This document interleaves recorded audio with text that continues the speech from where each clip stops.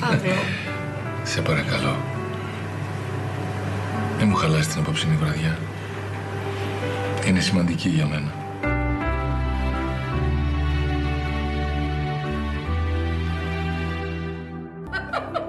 Και μου λέει, θα σου βάψω το μαλλί χρυσοκάστανο. Εμένα με πιάνει πανικός. Τη λέω, δεν βάφω το μαλλί μου χρυσοκάστανο, κυρία μου. Τρελαθήκατε, σας παρακαλώ πολύ. Είναι πολύ πλάκα η Λίτσα. Βέβαια είναι να μην αρχίσει τις κακίες της, μην πέσει στην ανάγκη της, αλλά μπορείς να γελάς μαζί της όλη μέρα. Παύλο, δεν ήξερα ότι έχεις τόσο χιούμορ. Μήπως το ήξερα εγώ. Τώρα τελευταία μου βγήκε. Μια ζωή μου ρτζούφλης ήμουν. Βοήθησε και αρετή βέβαια, ξέρεις, να έρθει όλο αυτό, την επιφάνεια.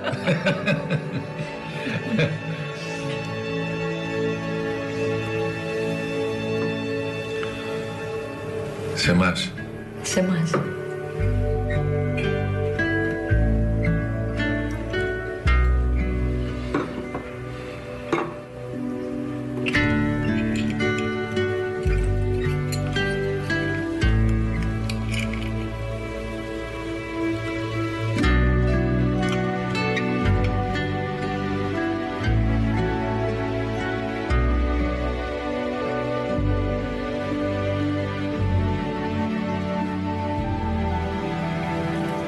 Είναι εκείνο το ίδιο δαχτυλίδι. Ναι. Τόσα χρόνια σε περίμενε. Μαζί μου.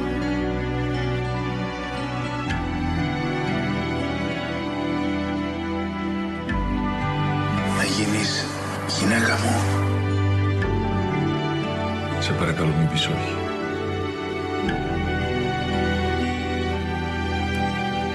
Θέλεις να γίνεις γυναίκα μου, Αλίκη? Ναι, Παύλο.